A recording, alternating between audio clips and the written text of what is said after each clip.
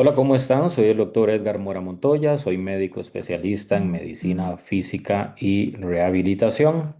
Y en este momento vamos a hablar acerca de lo que es la valoración inicial de un paciente en el programa de rehabilitación cardiopulmonar, siempre teniendo en cuenta que es un componente esencial en cada uno de nuestros programas y que tenemos que tener en cuenta y es fundamental. Así que, de nuevo, buenos días y quiero agradecerle a la Asociación Costarricense de Cardiología por esta invitación para compartir con ustedes este tema.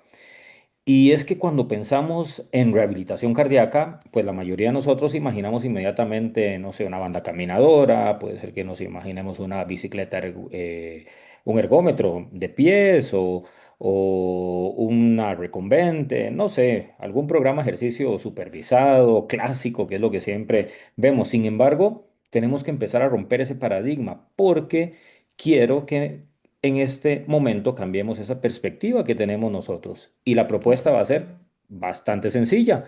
Simplemente en este momento lo que vamos a tratar es de ver la rehabilitación cardíaca como un proceso, algo que no comienza cuando el paciente inicia el ejercicio, sino que comienza mucho antes. Comienza no solo de la fase uno, que por supuesto sé que todos la conocemos también, pero inicia en la valoración inicial, porque es precisamente en ese momento donde nosotros vamos a decidir quién puede ingresar al programa, qué riesgos va a presentar, qué necesita realmente y cómo vamos a medir si nuestro tratamiento fue exitoso. Voy a tratar de que en estos 20 minutos podamos demostrar que esa valoración inicial no es simplemente un requisito administrativo, sino que va mucho más allá y probablemente sea el acto clínico más importante de todo el programa de rehabilitación cardíaca. Así que eso es lo que yo espero que ustedes puedan recordar al finalizar esta pequeña charla y vamos a ver un pequeño caso sencillo.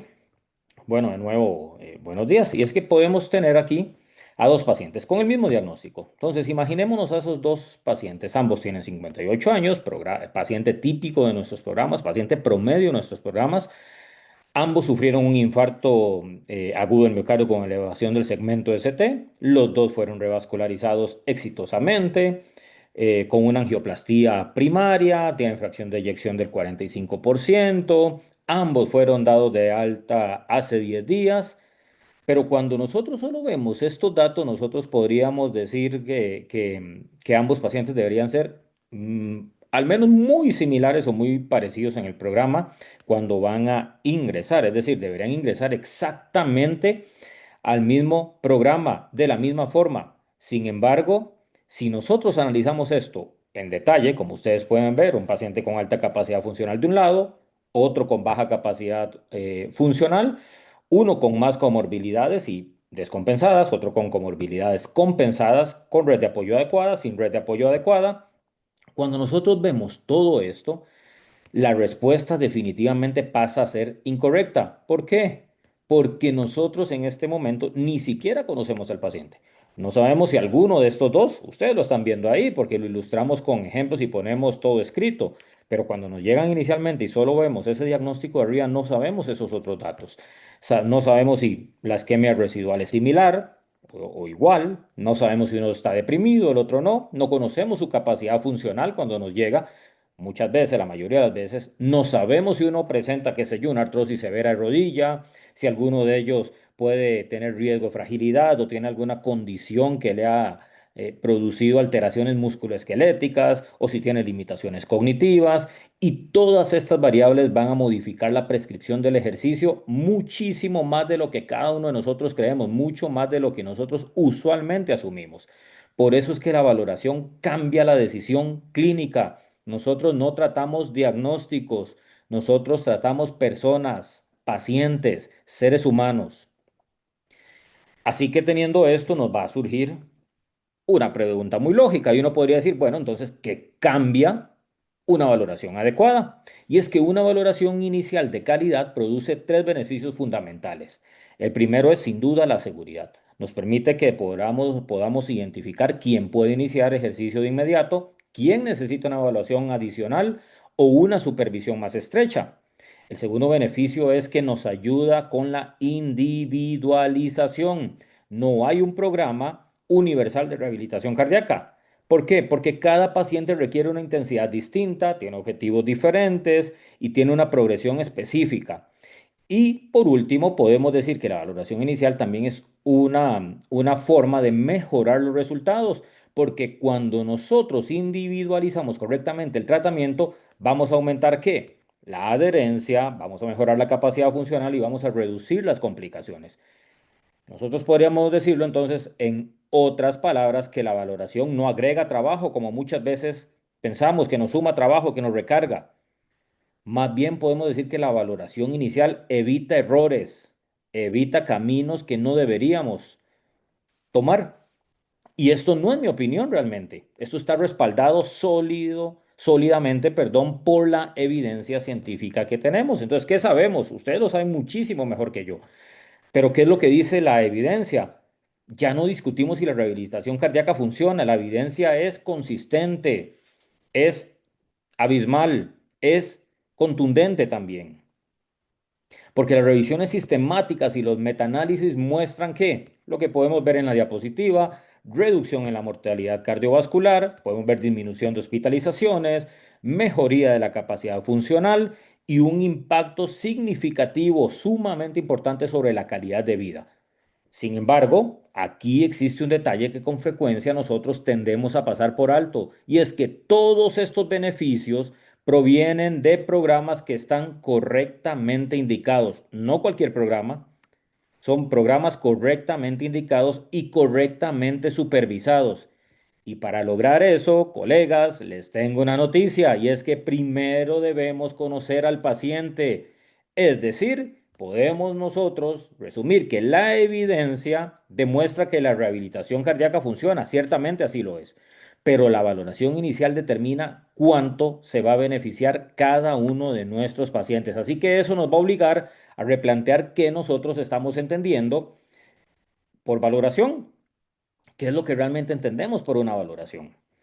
Y es que la valoración no es un formulario, no es llenar formularios, no llenar casillas. Con frecuencia pensamos que la valoración se convierte en un formulario que llenamos casillitas, ponemos checks, ponemos cruces, no sé, lo que quieran ustedes, pero ese no es el verdadero propósito de una valoración inicial, porque cada dato que recolectamos debe responder una pregunta clínica. La primera entonces, ¿qué va a hacer? ¿Es seguro iniciar la rehabilitación? La segunda, ¿cuál es el riesgo de este paciente? La tercera, ¿qué puede hacer hoy este paciente? No lo que hacía antes del infarto, no lo que esperamos que haga, perdón, dentro de unos 3 meses, dentro de 6 meses, dentro de un año, dentro de 36 sesiones. ¿Qué puede hacer hoy? La cuarta pregunta, ¿qué necesita el paciente realmente? Porque algunos pacientes necesitan entrenamiento aeróbico, otros necesitan contrarresistencia pura, otros requieren apoyo psicológico fundamentalmente. Y finalmente, ¿cómo vamos a medir todo esto? ¿Cómo vamos a medir el éxito de nuestros programas? Porque si no tenemos una línea de base, nunca vamos a poder demostrar que el paciente mejoró. Y en Costa Rica muchas veces somos excelentes repitiendo lo que otros lugares del mundo hacen y lo hacemos con excelencia y lo manejamos y lo sabemos, pero no publicamos, no demostramos. Entonces, ¿qué es lo que debemos valorar? Podríamos decir que son 7 grandes dominios. Entonces, si nosotros lo organizamos de esta forma, en estos 7 dominios, ustedes pueden usar el esquema que ustedes quieran. Puede ser 5, puede ser 10, lo que ustedes quieran. Ustedes pueden ver más que esto, mucho más. Pero yo les propongo que tal vez con estos 7 tengamos una guía inicial. Lo primero es el evento cardiovascular que motivó el ingreso. El segundo es el riesgo residual. El tercero es la capacidad funcional. El cuarto, el estado musculoesquelético. Yo como médico fisiatra para mí es fundamental esto. Y en todos los programas tiene que serlo también. El quinto es la esfera psicosocial, que no se nos tiene que pasar por alto. El sexto es la fragilidad. Recuerden que muchísimos de nuestros pacientes son adultos mayores también. Y el séptimo se va a centrar en los objetivos del paciente. Así que nosotros podemos notar aquí algo que por lo menos nos debería generar interés, y es que no estamos evaluando únicamente el corazón, estamos evaluando a la persona, al ser humano que está ahí. Y justamente esa es la diferencia que nos va a representar la esencia de la rehabilitación cardíaca moderna.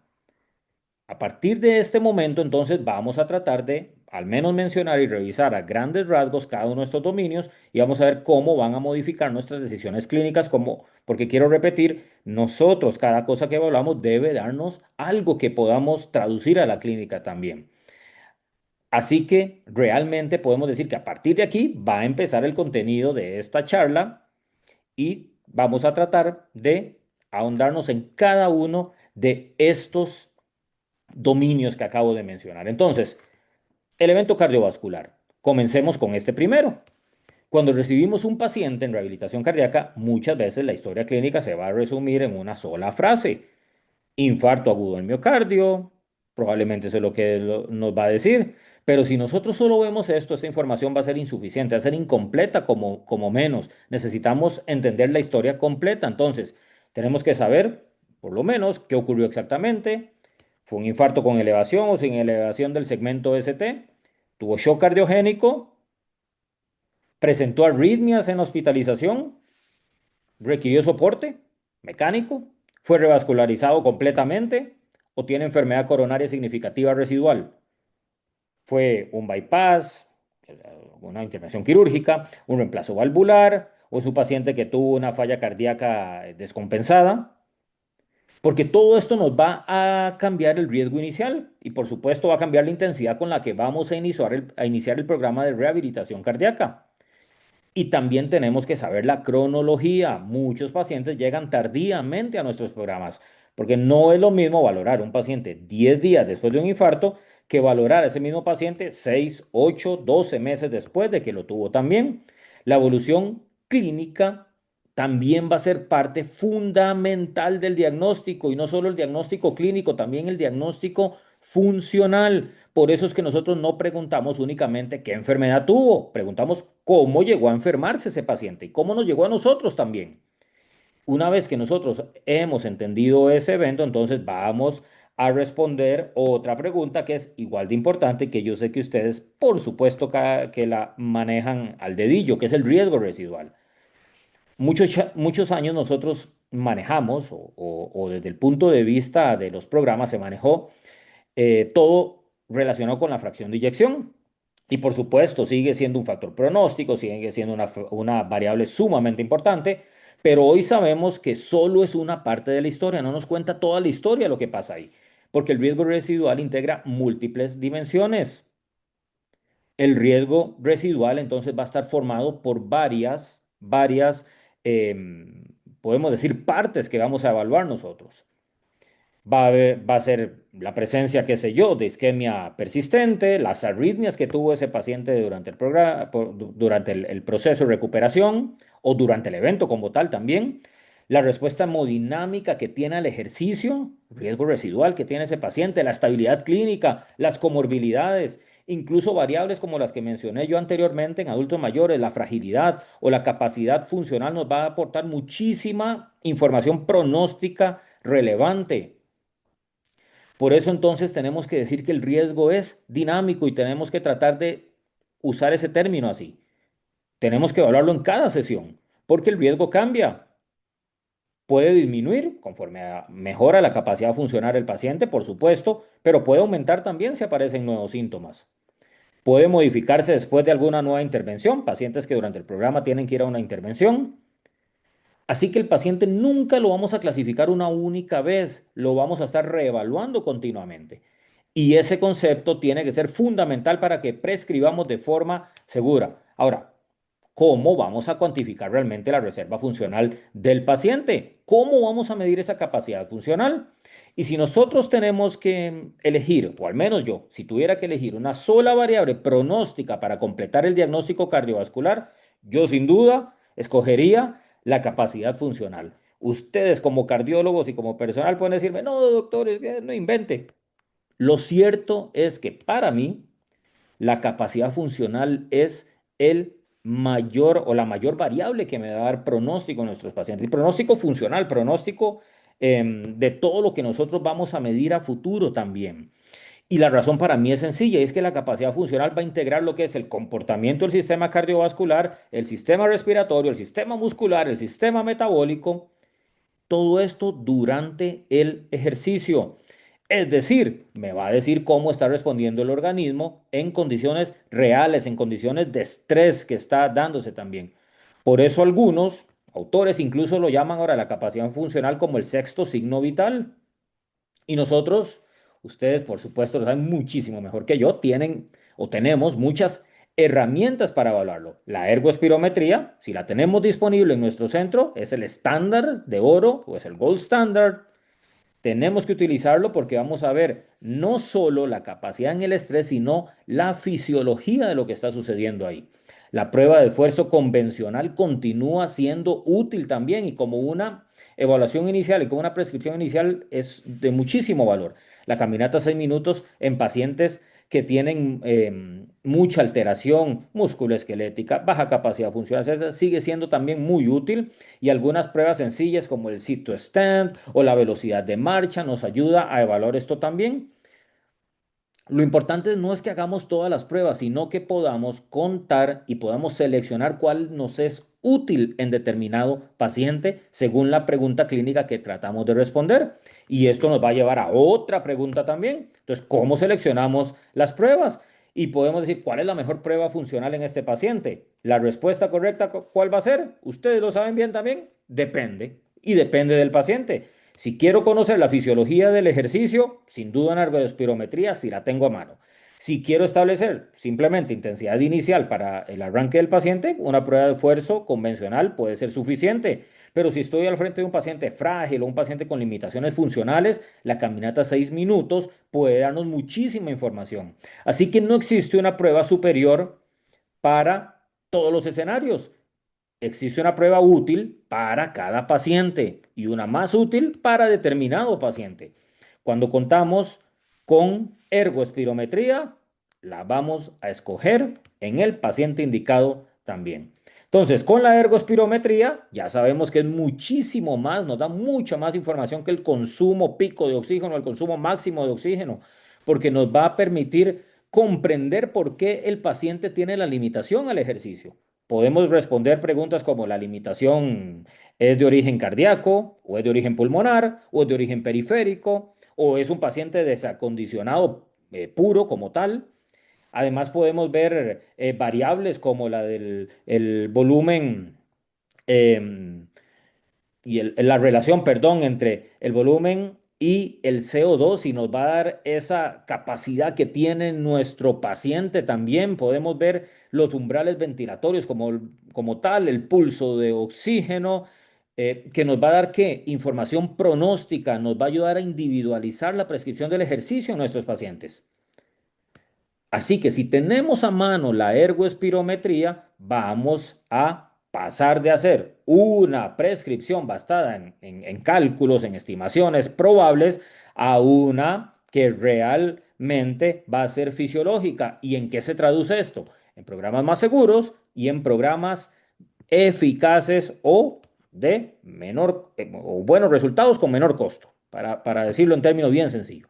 Sin embargo, también tenemos un aspecto que muchas veces olvidamos y que muchos pacientes terminan limitando más que la patología cardíaca el ejercicio. ¿Y cuál es? El que me encanta a mí, el estado musculoesquelético y a mí me encantan, así como sé yo que ustedes aman el corazón y las válvulas y los músculos pectíneos y que cuando ven la turbulencia probablemente hasta que se les iluminan los ojos, ¿verdad? De ver ahí lo que está sucediendo y cómo resolver esto y el otro, ¿verdad? Y cuando ven una angiografía coronaria y todo esto, bueno, yo cuando veo rodillas como la que están viendo ustedes ahí en la imagen, a mí igual me pasa algo similar. Yo quiero saber qué está pasando en ese cartílago, qué está pasando en el hueso subcondral, qué está pasando en el músculo, qué está pasando en todos los tejidos alrededor. Así que para mí es probablemente el dominio, para mí, ¿verdad? Más importante que limita el ejercicio en nuestros pacientes y que a mí me ha cambiado la forma de entender la rehabilitación cardíaca,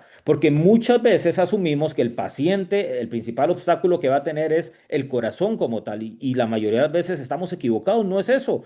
Hemos visto pacientes con limitaciones severísimas por una gonartrosis como la que ustedes ven ahí, severa redundantemente. Otros que tienen patología lumbar incapacitante, radiculopatías, lesiones medulares, lo que sea. También pacientes sarcopénicos después de una hospitalización prolongada. Nosotros en el Centro Nacional de Rehabilitación tenemos amputados, tenemos pacientes con secuelas de enfermedad cerebrovascular, con polineuropatía diabética, también con afectación motora severa. Y es que si nosotros no identificamos estas condiciones rápidamente, vamos a concluir erróneamente que el paciente no progresa por su enfermedad cardiovascular. Cuando hay una patología músculo o osteomio neuroarticular, como le gusta decirle a otras personas, que nos está limitando. Por eso es que la valoración musculoesquelética no tiene que ser un complemento, tiene que ser una valoración esencial de la valoración o de la evaluación integral que hacemos. Nuestro objetivo no va a ser simplemente mejorar la función cardíaca. Nuestro objetivo en un programa de rehabilitación cardíaca es devolverle al paciente la capacidad de participar, de no entrar en discapacidad, de tener actividad y participación, y eso disminuye el riesgo de discapacidad a futuro. Y esa es la diferencia que va a cambiar completamente la forma en que nosotros vamos a prescribir el ejercicio. Pero hay otro componente fundamental también que es la salud mental. Hemos hablado del corazón, de la capacidad funcional, del sistema musculoesquelético, pero hay otro órgano también que en gran medida va a hablar del éxito en la rehabilitación cardíaca y es el cerebro. El cerebro es fundamental. Después de un evento cardiovascular importante, muchos pacientes tienen temor, les da miedo hacer ejercicio, les da miedo que vuelva el dolor, les da miedo morir. Y ese miedo, ¿cómo se va a manifestar? Como ansiedad, como depresión, como conductas de evitación. Y si nosotros no lo identificamos rápidamente, va a afectar directamente la adherencia al programa. Así que no debemos olvidar que un paciente puede estar perfectamente revascularizado con una función ventricular aceptable, buena, normal, pero puede terminar abandonando el programa después de 3, 4, 6, 10 sesiones, porque nunca vimos sus barreras emocionales. Por eso es que las guías recomiendan incorporar sistemáticamente esa evaluación de los síntomas depresivos, de la ansiedad, de ver las redes de apoyo que tiene el paciente y la capacidad de afrontamiento. Herramientas hay, aquí les pongo, cada quien en los programas usará la que más le facilite también, pero entonces nosotros tenemos que tratar de comprender por qué el paciente se comporta de determinada manera y no siempre solamente decir que es un paciente difícil, sin adherencia, que no quiere, porque la adherencia no depende solo de la motivación, depende también de comprender qué le está pasando al paciente. Fragilidad también es algo que nos va a predecir discapacidad, porque durante muchos años el riesgo lo asociábamos de fragilidad con la edad cronológica, pero sabemos que eso se nos queda insuficiente. Hemos visto pacientes de 80, de 90, hemos tenido 94, 96 años en nuestro programa con una capacidad funcional pero increíble. Y también pacientes de 60, 50 y resto con una reserva fisiológica profundamente afectada, disminuida, dañada. Y la diferencia en ellos no es la edad, es precisamente ese concepto de fragilidad que tienen también, que como les digo viene de la adultez mayor, pero que también se aplica a muchos de nuestros pacientes. Porque esto va a tener unas implicaciones enormes en los programas de rehabilitación cardíaca. ¿Por qué? Porque el paciente frágil tiene mayor riesgo de hospitalización, de discapacidad, de caídas, de mortalidad. Pero además, un programa bien estructurado, esta es la población que más se va a beneficiar. Así que la pregunta ya no va a ser qué edad tiene el paciente como un criterio para ingresarlo. Ahora va a ser cuánta reserva funcional conserva ese paciente. Y cuando comprendemos esto, vamos a definir algo todavía más importante y es que los objetivos deben ser centrados en la persona. Y yo les pregunto, cuando termina la valoración inicial, ¿qué escribimos en el expediente? Escribimos objetivos. Nosotros como médicos fisiatras tendemos a poner metas. Pero ¿qué escribimos en el expediente? La meta es, qué sé yo, aumentar capacidad funcional, mejorar consumo de oxígeno, mejorar los METs. Todo eso está perfecto, está bien, pero realmente eso es lo que le importa al paciente. Para la mayoría de los pacientes les aseguro que no es eso. La mayoría de los pacientes lo que quieren es volver a trabajar, subir escaleras sin tener que detenerse, sin tener que, sin ahogarse, caminar con la esposa, viajar, pasear, dormir tranquilos, sin temor, alzar a los nietos. Esos son los objetivos que realmente nos van a generar adherencia, porque el paciente entiende que está entrenando para algo concreto. porque nuestro papel es traducir esos objetivos personales en objetivos clínicos medibles. Esto es realmente rehabilitación centrada en la persona. ¿Por qué? Porque el paciente va a entender para qué entrena. Y cuando lo entiende, la adherencia aumenta. Ahora, ya conociendo al paciente, entonces vamos también a integrar las decisiones. Detengámonos un poquito rápidamente ya para ir concluyendo, porque resume toda la filosofía de lo que hemos hablado en esta presentación. Porque cada dato que obtenemos durante la valoración debe modificar una decisión clínica. Si el paciente tiene baja capacidad funcional, vamos a cambiar la intensidad inicial de prescripción de ejercicio. Si el paciente está deprimido, probablemente necesitamos el apoyo psicológico y la valoración de psicología también. Si existe una artrosis severa, vamos a modificar la modalidad del ejercicio. Si el paciente es frágil, vamos a ajustar la progresión y el nivel de supervisión también. Es decir, cada una de las cosas que anotamos en nuestra valoración no es solo para acumular información, es para transformar esa información en decisiones. Esa es la diferencia, la esencia de la medicina personalizada. Y eso nos lleva al otro concepto que estamos hablando y es la estratificación moderna. Porque muchos años clasificábamos a los pacientes como bajo, moderado, alto riesgo, seguimos usando según AACVPR que usamos nosotros. Sigue siendo útil, por supuesto, pero también sabemos que el riesgo es mucho más complejo. No es solo fracción de eyección, no es solo el diagnóstico, es la interacción entre múltiples dimensiones, entre la capacidad funcional, entre la fragilidad, el estado psicológico, la respuesta al ejercicio, las comorbilidades. Y todo esto cambia con el tiempo. Por eso preferimos hablar de una estratificación dinámica. Ahora, ya para concluir, vamos a ver un caso clínico rápido. Tenemos una mujer que tiene 56 años, tuvo un infarto de miocardio con elevación del segmento CT, una angioplastía exitosa, fracción de eyección de 46%, es hipertensa, ha desarrollado ansiedad también o se identificó, le duelen las rodillas. Ahora, entonces las preguntas, ¿cuáles van a ser? Podríamos decir, ¿puede ingresar al programa? Esa no es la pregunta, porque probablemente vamos a tener que adaptar ese programa. Ahora la pregunta correcta va a ser, ¿qué programa necesita esta señora? ¿Requerirá una intensidad inicial menor? Sin duda lo va a hacer. Es muy importante que le agreguemos ejercicio contra resistencia con la información que aquí tenemos.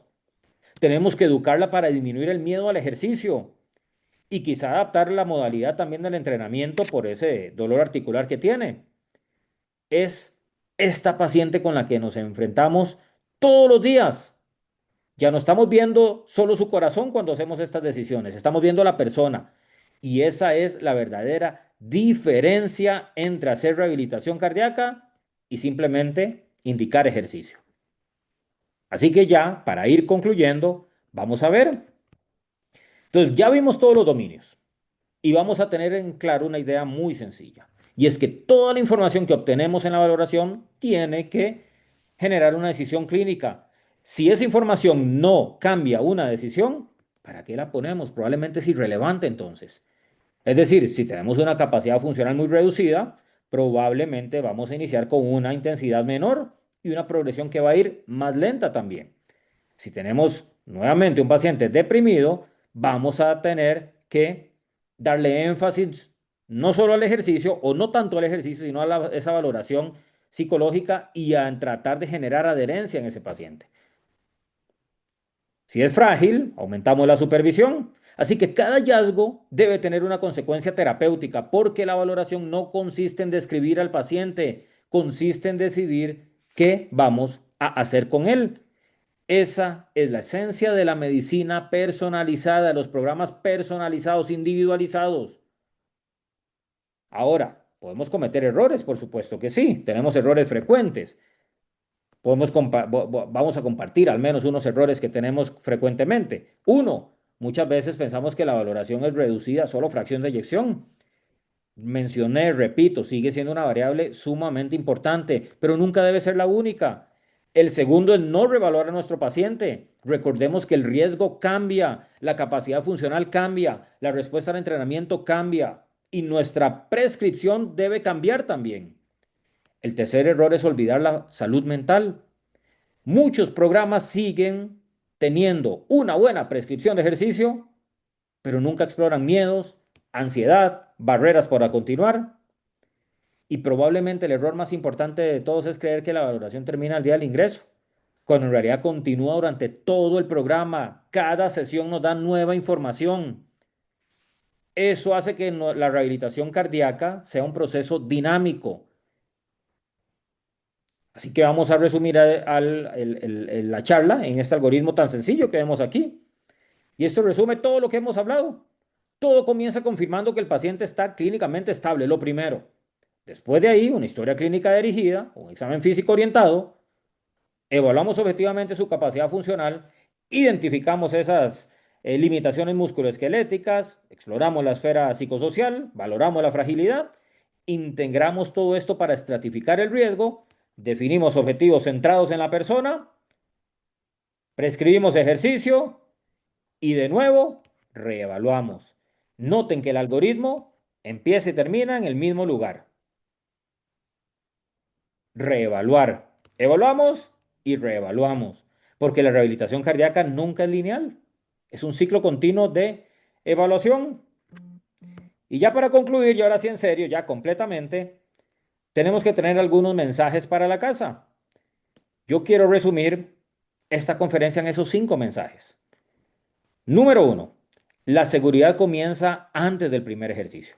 Mucho antes de que el paciente suba a una banda caminadora, ya nosotros tomamos decisiones que condicionarán la seguridad de todo el programa para ese paciente.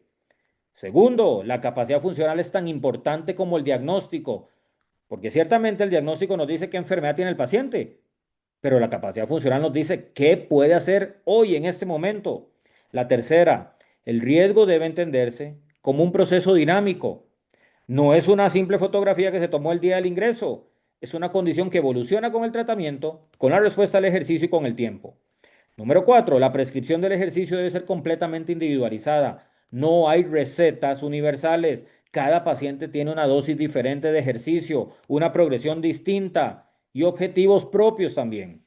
Y finalmente, la calidad del programa depende de la calidad de la valoración. Si conocemos profundamente a nuestros pacientes, tomaremos mejores decisiones y cuando tomamos mejores decisiones, obtenemos mejores resultados. Entonces, tengámoslo claro, la rehabilitación cardíaca no comienza con el ejercicio. La rehabilitación cardíaca va a comenzar con la comprensión, con el entender los datos clínicos que se van a traducir en decisiones y las decisiones en tratamientos personalizados y los tratamientos personalizados en mejor calidad de vida o mayor calidad de vida para nuestros pacientes. Muchísimas gracias y espero que hayamos podido aprender un poco aquí.